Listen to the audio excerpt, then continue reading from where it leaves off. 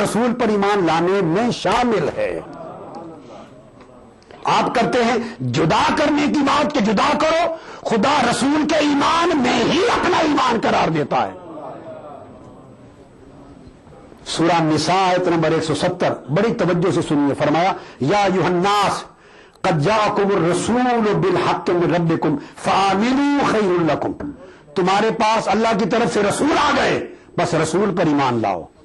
اس آیت میں ایمان باللہ کا الگ سے کوئی حکم نہیں ہے۔ بولیے، رسول پر ایمان لاؤ، رسول پر ایمان لانا ہی اللہ پر ایمان لانا ہے۔ سورہ احقاف کی آیت نمبر 30 اور 31 میں جنات کی زبان سے قرآن نے کہا یا قومنا اجیبوا داعی اللہ وآمنوا بہ، اے ہماری قوم، اللہ کی طرف بلانے والے کی آواز پر لبیک کہو اور اس رسول پر ایمان لاؤ۔ اس آیت میں الگ سے اللہ پر ایمان لانے کا کوئی ذکر نہیں ہے۔ میں قرآن پڑھ رہا ہوں، ہم نے قرآن کو سمجھا کیا ہے، کتنی گہرائی میں گئے ہیں، ہم نے تصورات اپنے تراشیدہ بنا رکھے ہیں اپنے مولویوں سے سن کر، اپنے خیالات پر مبنی۔ چھوڑو اپنے تفکرات کو، اپنے تخیلات کو، اپنے ذہن کو، اپنے عقیدوں کو اٹھا کے پھینک دو، سب کچھ عقیدے نئے سرے سے قائم کرو، صرف قرآن پر، قرآن کی تعلیم پر، رسول کی تعلیم پر، اور کوئی معیار قابل قبول نہیں سوائے قرآن و سنت کے۔ قرآن و سنت کیا فیصلہ دیتا ہے؟ مزید آگے ارشاد فرمایا اللہ تبارک و تعالی نے الحدید کے اندر، سورہ الحدید میں فرمایا یا ایھا الذین آمنوا اتقوا اللہ وآمنوا برسولہ یؤتکم کفلین من رحمتہ، اے لوگو ایمان والو اللہ سے ڈرو اور آمنوا برسولہ، رسول پر ایمان لاؤ، اللہ اپنی رحمت کا 2 گنا حصہ عطا کرے گا۔ صرف رسول پر ایمان لاؤ، الگ سے اللہ پر ایمان لانے کا ذکر نہیں، نفی نہیں ہے اللہ پہ ایمان کی۔ جب رسول پر ایمان لے آئے تو رسول کوئی خود تھوڑا بن سکتا ہے، کوئی خود بہت رسول بن کے آتا ہے کوئی جو از خود رسول بن جائے، جو از خود رسول بننے کی کوشش کرے لوگ اس کو ٹھکرا دیتے ہیں، جوتے مارتے ہیں۔ کوئی شخص خود رسول نہیں بن سکتا۔ رسول کیسے بنتا ہے؟ انسانی روح سے اللہ کسی کو چنتا ہے، اجتباء کے مقام پر، استفاء کے مقام پر بٹھاتا ہے، اور اللہ پاک فرماتا ہے ما کان لبشر ان یکلمہ اللہ الا وحیا، کسی بشر اور کسی انسان کی مجال نہیں کہ میں اس سے کلام کروں۔ اللہ فرماتا کسی انسان کی مجال نہیں۔ یہ نہیں فرمایا کہ میری طاقت نہیں کہ میں کسی انسان سے کلام کروں، نہیں، اللہ کی سب طاقتیں ہیں۔ فرمایا کسی انسان کی طاقت نہیں کہ میں اس سے کلام کروں۔ تو باری تعالیٰ پھر کیا کرتا ہے تو کلام؟ کہتے اللہ وحیا، میں کسی کو چنتا ہوں، اس کو نبوت کے مقام پر بیٹھاتا ہوں، اپنا رازدار بناتا ہوں، اس کے اوصاف بلند کرتا ہوں، اسے نبی کا تاج پہناتا ہوں وحیا، اور میں اس سے کلام کرتا ہوں۔ جس سے اللہ کلام کر لے وہ نبی ہو جاتا ہے۔ تو اللہ فرمایا میں اس سے کلام کرتا ہوں اور میرے بہاف پر وہ لوگوں سے کلام کرتا ہے۔ سو اس کا کلام میرا کلام ہوتا ہے، اس کی گفتگو میری گفتگو ہوتی ہے، اس کا ہنسنا میری رضا ہوتی ہے، اس کی بیعت میری بیعت ہوتی ہے، اس کی اطاعت میری اطاعت ہوتی ہے، اس کی محبت میری محبت ہوتی ہے، اس کا حکم دینا میرا حکم ہوتا ہے، اس کا منع کرنا میرا منع کرنا ہوتا ہے، اس کا ادب کرنا میرا ادب ہوتا ہے۔ اس لیے فرمایا میں اس سے کلام کرتا ہوں، پھر جو اس کی زبان سے نکلتا ہے وہ میرا کلام ہوتا ہے۔ اس لیے جو اس پر ایمان لے آئے وہ سمجھو مجھ پر ایمان لے آیا۔ پھر اللہ رب العزت نے اطاعت کا حکم دیا۔ کس چیز کا؟ اطاعت کا۔ اطاعت کا حکم دیا۔ بڑے توجہ سے اس بات کو سمجھیے، بڑے توجہ سے۔ قرآن مجید میں 38 آیتیں ہیں اطاعت کے لفظ کے ساتھ۔ کتنی؟ 38 آیتیں ہیں، 38 و 30، 38 آیتیں ہیں جس میں حکم اطاعت ہے۔ پلے باندھ لیں یہ بات آج کی رات۔ کتنی آیتیں ہیں؟ 38۔ ان میں سے 20 آیتیں ایسی ہیں جس میں اللہ اور اللہ کے رسول دونوں کی اطاعت کا اکٹھا حکم ہے۔ کتنی آیتیں؟ 20 آیتیں ایسی ہیں جس میں اطیعوا اللہ و اطیعوا الرسول، یا اطیعوا اللہ و رسولہ، یہ من یطع اللہ و رسولہ، اللہ اس کے رسول کی اطاعت کا اکٹھا ذکر آیا ہے۔ 20 آیتیں ہو گئی، باقی کتنی بچی؟ 18 آیتوں میں صرف حضور کی اطاعت کا ذکر ہے، اللہ کی اطاعت کا نام نہیں ہے۔ اب آپ سمجھے ہیں بات کو؟ صرف رسول کی اطاعت کا ذکر ہے، اللہ کی اطاعت کا ذکر نہیں۔ جیسے میں نے ایمان کی مثال دی تھی، وہ کیوں نہیں ذکر؟ اس لیے کہ جب رسول کی اطاعت ہو گئی تو خدا کی اطاعت اس کے اندر خود بخود آ گئی۔ 18 آیتیں، اور ایک آیت بھی قرآن میں ایسی نہیں، ایک آیت بھی الحم سے والناس تک جس میں خالی اطاعت الہی کا ذکر ہو، ساتھ اطاعت رسول کا نام ایک بھی نہیں۔ یہ پیمانہ ہے قرآن کا۔ اب کہاں جائیں گے آپ؟ 20 آیتوں میں خدا مصطفیٰ کی اطاعت کا یکجا ذکر، 18 آیتوں میں فقط اطاعت مصطفیٰ کا ذکر، اور خالی اطاعت خدا کا ذکر بغیر اطاعت مصطفیٰ کے ایک آیت بھی نہیں ہے قرآن میں۔ کسی کو شوق ہو تو بنانی پڑے گی اسے۔ ما ارسلنا بالرسول الا لیطاع باذن اللہ، من یطع الرسول فقد اطاع اللہ وان تطیعوہ تہتدوا واطیعوا الرسول لعلکم ترحمون۔ الغرض 18 آیتیں میں نے آپ کو بتا دی قرآن مجید کی جس میں صرف اطاعت رسول کا ذکر۔ یہ تو تھا الگ ذکر اور صرف اطاعت رسول کا ذکر۔ یہ قرب دیا حضور کو، اتنا قرب اور وصال دیا۔ اور پھر آپ کو بتاؤں، ایک قرب و وصال کی انتہا ہوتی ہے۔ جب اطیع اللہ و اطیع رسول آتا ہے تو اس میں واو عاطفہ آتی ہے۔ وہ عاطفہ فائدہ دیتی ہے جمع کی، اقتران کا، تشریک کا، مگر تغایر بھی ہوتا ہے کہ دو وجود ہیں۔ قرآن مجید میں تو حد کر دی، ایسے مقامات بھی ہیں جہاں اللہ اور اللہ کے رسول دو کا ذکر ہے مگر صیغہ واحد کا استعمال کیا۔ ذکر دو کا اور صیغہ اور ضمیر واحد کی، دو کو واحد میں گم کر دیا۔ سورہ نساء میں فرمایا غور سے، وَمَن يَعْصِ اللَّهَ وَرَسُولَهُ وَيَتَعَدَّ حُدُودَهُ۔ دوسرا مقام فرمایا یا ایھا الذین آمنوا اطیعوا اللہ، فرمایا وَرَسُولَهُ وَلَا تَوَلَّوْا عَنْهُ وَأَنْتُمْ تَسْمَعُونَ۔ پہلے فرمایا جو اللہ کی نافرمانی کرے اور اس کے رسول کی، جو اللہ اور اس کے رسول کی نافرمانی کرے وَيَتَعَدَّ حُدُودَهُ، اور اس کے حدود توڑے۔ تو بولیے کیا ہونا چاہیے تھا؟ ان کے حدود توڑے یا اس کے حدود توڑے؟ ذکر دو کا ہے، اللہ اور اس کے رسول کی نافرمانی کرے اور ان کے حدود توڑے، تو ان کے نہیں کہا، اس کے حدود توڑے۔ ذکر دو کا تھا، ضمیر ایک بنا دی۔ دوسرا مقام سورہ انفال آیت نمبر 20 فرمایا یا ایھا الذین آمنوا اطیعوا اللہ ورسولہ ولا تولوا عنہ وانتم تسمعون۔ فی هذا المقام وحد الضمیر فی قولہ ولا تولوا عنہ ولم یکن عنہما لأن اطاعت الرسول ہی اطاعتہ صلی اللہ علیہ وسلم ولیستا بطاعتین بل ہی طاعت واحدہ۔ تو فرمایا کہ اللہ اور اس کے رسول کی اطاعت کرو، ولا تولوا عنہ، اور اس سے منہ نہ پھیرو۔ کیا ہونا چاہیے تھا؟ اللہ اور اس کے رسول کی اطاعت کرو، اور بولیے انگلش میں کیا کہیں گے؟ Don't turn your face from them, don't turn your faces from them, don't turn away from them. Quran کہتے ہیں ڈونٹ ٹرن اوے فرام ہم، obey Almighty Allah, obey Holy Prophet, and don't turn your faces away from Him. He doesn't say them, Him. تو ضمیر ایک کر دی، ضم کر دیا۔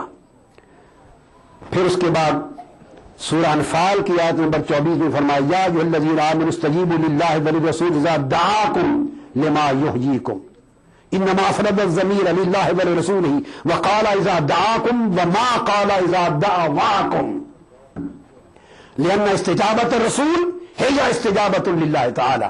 هذه الکلمہ للشیخ اسماعیل عبد الغنی دامت برکاتہ، وصرح اللہ تعالی وتبین من هذا ان لیستا بدعوتین ولا استجابتین بل هي دعوت واحدۃ واستجابۃ واحدہ۔ فمن استجاب لرسول اللہ صلی اللہ علیہ وسلم کان مجیبا للہ لأنه أن النبي صلى الله عليه وسلم هو مبلغ عن الله تبارك وتعالى فمن كان مطيعه هو مطيع الله تبارك وتعالى بحكمه. فرمایا کہ اللہ اور اللہ کے رسول کی آواز کو لبیک کہو جب وہ تمہیں بلائے. نہیں کہا بلائیں. when they call you نہیں کہا when he calls you.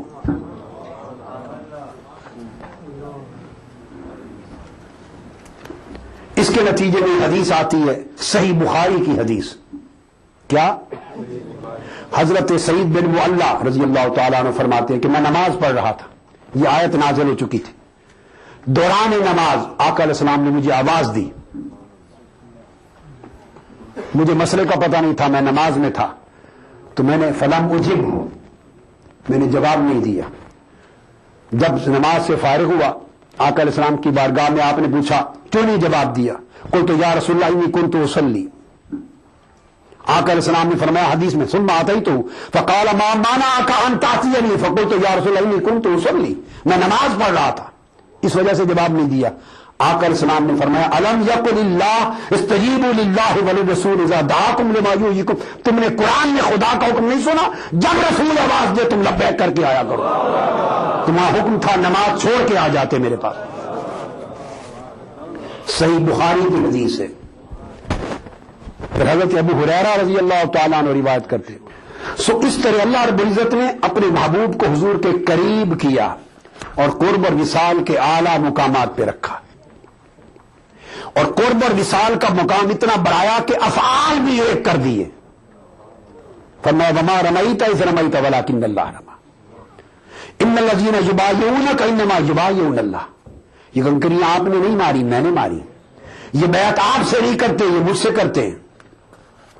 یعنی اللہ رب العزت نے افعال میں ایک کر دیا, اسماء میں ایک کر دیا, رؤوف الرحیم بنا دیا خود بھی اور وہ بھی, شہید بنا دیا خود بھی اور رسول بھی, الحق المبین خدا بھی اور رسول بھی, نور خدا بھی رسول بھی, الکریم خدا بھی رسول بھی, الخبیر خدا بھی رسول بھی, الشکور خدا بھی رسول بھی, العلیم خدا بھی رسول بھی, الولی اور مولا خدا بھی اور رسول بھی, المبشر خدا بھی اور مصطفیٰ بھی, محمود اور حمید خدا بھی اور مصطفیٰ بھی, مزکی اور سمیع خدا بھی اور مصطفیٰ بھی. یعنی آپ اندازہ کریں کہ شانوں میں, اسماء میں, صفات میں, افعال میں, ظواہر میں قربت و وحدت پیدا کر دی. تو جب اتنا قرب عطا کر دیا کہ پھر اس میں دوئی نہ رہی حکم کے باب میں, تو پھر وہ سکون ہی سکون ہونا تھا. تو آقا کو سکون آ گیا. آقا کو تو سکون کا راز سمجھ لیں جڑ جانے میں ہے. سکون کا راز جڑ جانے میں ہے. رسول خدا سے جڑ گئے صلی اللہ علیہ وسلم, اللہ نے جوڑ دیا تو رسول کو سکون مل گیا. رسول خدا سے مل گئے تو رسول کو سکون نصیب ہوا ان کی شان کے لائق. تم بھی اگر زندگی میں سکون چاہتے ہو تو تم سکون کے لیے مصطفیٰ سے جڑ جاؤ. تیری معراج کہ تو لوح و قلم تک پہنچا, تیری معراج کہ تو لوح و قلم تک پہنچا, میری معراج کہ میں تیرے قدم تک پہنچا. انسانیت کا سکون, امت کا سکون صرف در مصطفیٰ سے وابستگی میں ہے, حضور سے غلامی میں ہے. جڑ جاؤ در مصطفیٰ سے حضور کی محبت کے ساتھ, جڑ جاؤ مصطفیٰ سے حضور کی اطاعت کے ساتھ, جڑ جاؤ مصطفیٰ سے حضور کی اتباع کے ساتھ, حضور کی سیرت کے ساتھ جڑ جاؤ. تمہارا اٹھنا بیٹھنا حضور کے رنگ میں رنگا جائے, تمہارا چلنا پھرنا حضور کے اسوہ حسنہ کے رنگ میں رنگا جائے, تمہارا بولنا حضور کے رنگ میں رنگا جائے, تمہارے اخلاق, تمہارے آداب, تمہارے طور طریقے, جینا مرنا اوڑھنا نہیں چھوڑنا اگر حضور کی سنت میں, حضور کی سیرت میں, حضور کے اسوہ میں, حضور کے قدوہ میں رنگا جائے تو جب جڑ جاؤ گے مصطفیٰ سے ظاہر و باطن کا سکون نصیب ہو جائے گا. تحریک منہاج القرآن اس ابدی سکون کی طرف تمہیں بلا رہی ہے. ابدی سکون حضور کے عشق میں ہے, حضور کی محبت میں ہے, حضور کے تمسک میں ہے, حضور کی اطاعت اور اتباع میں ہے. ابدی سکون دین کے اندر ہے. اپنے اعتبار بدل لو, اپنی طبیعتوں کے اندر سکون کا چشمہ کھولو, عبادت کی طرف رغبت اختیار کرو, سجدہ ریزی کرو, اپنے مالک کو جو تمہارا خالق ہے اسے منایا کرو, اس سے اندھیروں میں باتیں کیا کرو، رب سے ہم کلامی کیا کرو، اور آقا علیہ السلام کے توسل سے خدا کے حضور حاضری کیا کرو، اپنی زندگیوں میں عملی انقلاب لاؤ۔ اللہ پاک اس کی برکت سے انشاءاللہ آپ کو بھی اس چشمہ سکون میں سے فیض دے گا جو چشمہ سکون آقا علیہ السلام کو عطا کیا ہے۔ جو فیض اللہ حضور کو دیتا ہے وہ فیض حضور کی امت کو حضور کے صدقے سے نصیب ہوتا ہے۔ اپنی صورتیں مصطفیٰ کی صورت کے رنگ میں رنگ دو اور اپنی سیرتیں مصطفیٰ کی سیرت کے رنگ میں رنگ دو۔ اگر یہ تعلق قائم کر لو گے اللہ پاک دنیا اور آخرت کے سکون اور راحتوں سے آپ کو بہریات فرما دے گا۔ اللہ پاک آپ کو خیر و عافیت سے لے جائے، سلامتی ہو، حضور کا میلاد اس کائنات میں مبارک ہو۔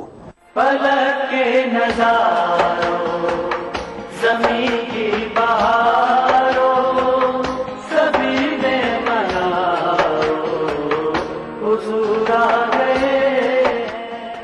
یا رسول یا رسول یا رسول یا رسول صلی اللہ علیہ وسلم۔ ساری کائنات مسرور ہے، جشن میلاد رسول ہے۔ اے نبیوں کے سردار، نگاہ عشق و مستی میں وہی اول وہی آخر، وہی قرآن وہی فرقان، وہی یاسین وہی طٰہٰ۔ میں آیا تیرے دربار، میں آیا تیرے دربار، میری تجھ پہ انسانیت کے لیے محسن انسانیت کا پیغام، سیرت رسول کے مختلف گوشوں کا احاطہ کرتا ہوا لائیو فون ان پروگرام، حب نبی سے سرشار نعتوں کا حسین گلدستہ، جشن میلاد النبی، ہر پیر سے جمعہ رات 10:30 بجے صرف ETV اردو پر۔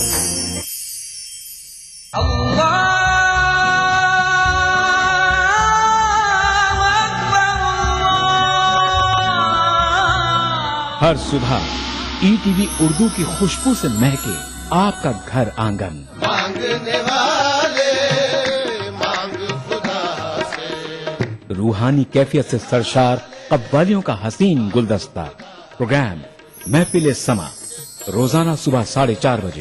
قرآن ہمیں ایک بہت بڑی چیز دیتا ہے، وہ ایک کرش، حوصلہ۔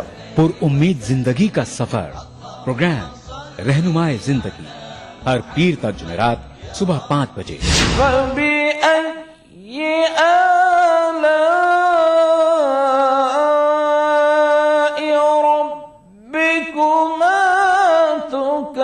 تلاوت قرآن ما ترجمہ، پروگرام فرمان الہی، ہر جمعہ تا اتوار صبح 5 بجے۔ الحمد للہ رب العالمین الرحمن الرحیم۔ مسجد الحرام مکہ مکرمہ سے نماز فجر کے روح پرور مناظر، پروگرام نماز فجر، روزانہ صبح 5:30 بجے۔ پروگرام نوائے سروج، روزانہ صبح 6 بجے۔ تو بنے رہیے ہمارے ساتھ اور دیکھتے رہیے ETV اردو، بہار صبح۔ زندگی کے اس سفر میں سچائی ہماری ہمسفر ہو، ہم دکھاتے ہیں وہی خبر جو سماج کے لیے ہو آئینہ، غیر جانبداری ہمارا شعار، خبر وہی جس پر ہو آپ کو اعتبار۔ دیکھیے خبر نامہ 3 اوقات پر۔ لکھیے اسے خط میں کہ ستم اٹھ نہیں سکتا، لکھیے اسے خط میں کہ ستم اٹھ نہیں سکتا، پر ذوف سے ہاتھوں میں، پر ذوف سے ہاتھوں میں قلم اٹھ نہیں سکتا۔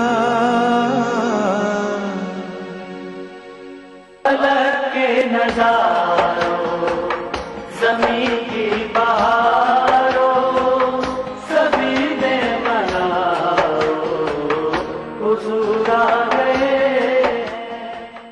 ارشاد ہوتا ہے سورہ بقرہ کے اس مقام پر کہ جب سیدنا ابراہیم علیہ السلام نے کعبۃ اللہ کی مکہ معظمہ میں کعبۃ اللہ کی تعمیر کی اور ان کے ساتھ سیدنا اسماعیل علیہ السلام بھی شریک تھے. جب کعبۃ اللہ کی دیواریں اٹھا چکے تو انہوں نے اللہ رب العزت کے حضور دعا کی کہ باری تعالی اپنے گھر کی تعمیر کے سلسلے میں ہماری اس کاوش کو اپنی بارگاہ میں قبول فرما. اس کے بعد انہوں نے 2 دعائیں کی ہیں سیدنا ابراہیم علیہ السلام نے. تو میں اپنی گفتگو کا آغاز ان 2 دعاؤں سے کر رہا ہوں. ایک عرض کیا باری تعالی ربنا وجعلنا مسلمین لک، اے اللہ ہمیں ہمیشہ اپنے حضور سر تسلیم و رضا اور سر اطاعت و عبادت جھکائے رکھنے والا بنا. ہم ہمہ وقت تیرے حضور اطاعت اور انقیاد اور تیرے حضور تسلیم و رضا کے پیکر بنے رہیں. یہ ان کی دعا کا پہلا جز تھا جس کا تعلق خود ان دونوں سے ہے. ابراہیم علیہ السلام دعا کر رہے ہیں اور اسماعیل علیہ السلام آپ کی دعا میں آپ کے ساتھ شریک ہیں، چونکہ تعمیر کعبہ میں شریک ہیں اس لیے تثنیہ کا صیغہ استعمال کر رہے ہیں. ربنا وجعلنا مسلمین لک، ہم دونوں کو ہمیشہ اسلام کا کامل پیکر بنائے رکھنا. دوسرا جز اس دعا کا یہ ہے، وہ دراصل خاص موضوع ہے آج کی گفتگو کا. پھر آپ عرض کرتے ہیں باری تعالیٰ وَمِن ذُرِّيَّتِنَا أُمَّةً مُسْلِمَةً لَكَ، اور ہماری ذریت میں سے، ہماری نسل میں سے امت مسلمہ کو قائم فرمانا. یہاں ایک حرف آیا ہے وَمِن ذُرِّيَّتِنَا، من تبعیدیہ ہے، یعنی بعض کے لیے آیا ہے. یہ بات من کا کلمہ اشارہ دیتا ہے کہ اس دعا میں کہ امت مسلمہ پیدا کرنا ہماری ذریت اور ہماری نسل میں سے، ایک اشارہ دے رہے تھے کہ ہماری نسل میں پیدا ہونے والا ہر فرد امت مسلمہ میں شامل نہیں ہوگا. من ذریتنا، ہماری نسل ہماری ذریت میں سے ایک طبقہ، ایک نسب، ایک گروہ ہمیشہ امت مسلمہ کے طور پہ ہر دور میں موجود رہے. اب یہ پیغمبر کی نگاہ ہے. کعبۃ اللہ اس وقت تعمیر کر رہے ہیں اور مکہ بطور شہر وہاں آباد نہیں ہے، تھوڑی سی آبادی ہے جو حضرت ہاجرہ اور سیدنا اسماعیل علیہ السلام کے قیام پذیر ہونے کی وجہ سے، اور وہاں پانی کا چشمہ جو زمزم ہے اس کے نکل آنے کی وجہ سے ایک تھوڑی سی خانہ بدوشوں کی آبادی ہو گئی تھی. پھر آپ نے وہاں کعبہ تعمیر کیا آ کر، شہر ابھی نہیں بنا. اور وہ دعا کر رہے ہیں کہ جو ہماری ذریت ہوگی، اور ہماری سے مراد، یہ بات توجہ طلب ہے، اشارہ ان کے دوسرے بیٹے سیدنا اسحاق علیہ السلام کی اولاد اور ان سے جنم لینے والی نسل کی طرف نہیں ہے، چونکہ 2 کے لیے دعا ہو رہی ہے، مسلمین، ہم دونوں کو. اور جو بیٹا آپ کے ساتھ شریک کار ہے وہ سیدنا اسماعیل علیہ السلام ہیں. سیدنا اسحاق علیہ السلام وہاں موجود نہیں تھے. تو آپ اپنی دعا کو مخصوص کر رہے ہیں کہ میری وہ نسل جو میرے بیٹے اسماعیل سے جنم لے گی، اس نسل اور ذریت میں سے کچھ لوگ ہر دور میں مسلمان رہیں. ہر دور میں توحید پر رہیں، ہر دور میں مومن رہیں، اور ہر دور میں تیرے اطاعت گزار رہیں، جنہیں امت مسلمہ کہا جائے، اور وہ نسل اسماعیل میں سے کچھ لوگ ہوں۔ یہ خاص دعا ہے۔ اور اس کے بعد اگلی آیت میں ارشاد ہوتا ہے، جب وہ نسل جو میرے بیٹے اسماعیل کی ذریت میں سے امت مسلمہ کے طور پر ہر دور میں، ہر زمانے میں، ہر صدی میں موجود رہے گی، جو نسل، جو خانوادہ، جو شجرہ ہر دور میں امت مسلمہ کے طور پہ موجود رہے گا، پھر اس میں سے اس نبی آخر الزمان کو مبعوث فرمانا۔ ربنا وابعث فیہم رسولا منہم، پھر اے باری تعالی وہ میرے بیٹے اسماعیل کی نسل میں سے جنم لینے والی ذریت کا وہ طبقہ، وہ خانوادہ، وہ شجرہ اور وہ نسب جو مسلسل میرے دور سے لے کر اس دور تک جب نبی آخر الزمان نے آنا ہے، جو مسلسل اسلام اور ایمان پر رہا ہوگا، جس کے آبا، اجداد، امہات، مرد اور عورتیں تسلسل سے مومن رہے ہوں گے، جو امت مسلمہ ہوگی، تو اس امت مسلمہ میں سے اس رسول کو مبعوث فرمانا جس کا تو نے آخر الزمان میں بعثت کا وعدہ فرمایا ہے۔ پھر آگے آقا علیہ الصلوۃ والسلام کی بعثت کے مقاصد کا ذکر ہے، تاکہ وہ ان پر تیری آیتیں تلاوت فرمائے، ان کا تزکیہ فرمائے، انہیں کتاب و حکمت کی تعلیم دے۔ اب جو پہلی بات یہاں واضح ہوگی وہ یہ کہ سیدنا ابراہیم علیہ السلام نے ایک دعا کی، اسی طرح آپ نے ایک دعا اور بھی کی، اس کا ذکر ان آیتوں سے اوپر آیا ہے، اس سے پہلی آیت نمبر 125 اور 26 میں ذکر آیا ہے، جس میں آپ نے فرمایا کہ باری تعالیٰ یہ جو شہر ہے اس کو امن والا بلد بنانا، یہ مکہ شہر امن بنا دینا، اور اس کو اتنے پھل، اتنے رزق کی فراوانی، اتنے ثمرات عطا کرنا کہ ہر کوئی اس شہر کے پھل اور اس شہر کے رزق سے مالا مال ہوتا رہے اور کھاتے رہے۔ ایک دعا یہ کی تھی۔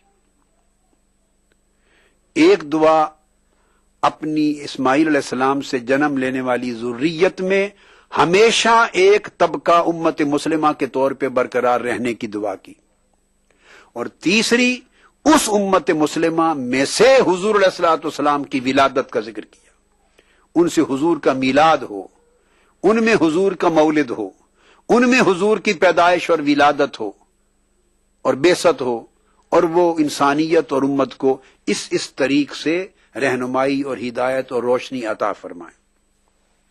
اب یہ بات سامنے آئی کہ ابراہیم علیہ السلام کی دعا شہر مکہ کے لیے بھی قبول ہوئی، اور وہ اللہ نے اس کو شہر امن بنایا، اور آج کے دن تک پھلوں کی اور رزق کی فراوانی عطا کی۔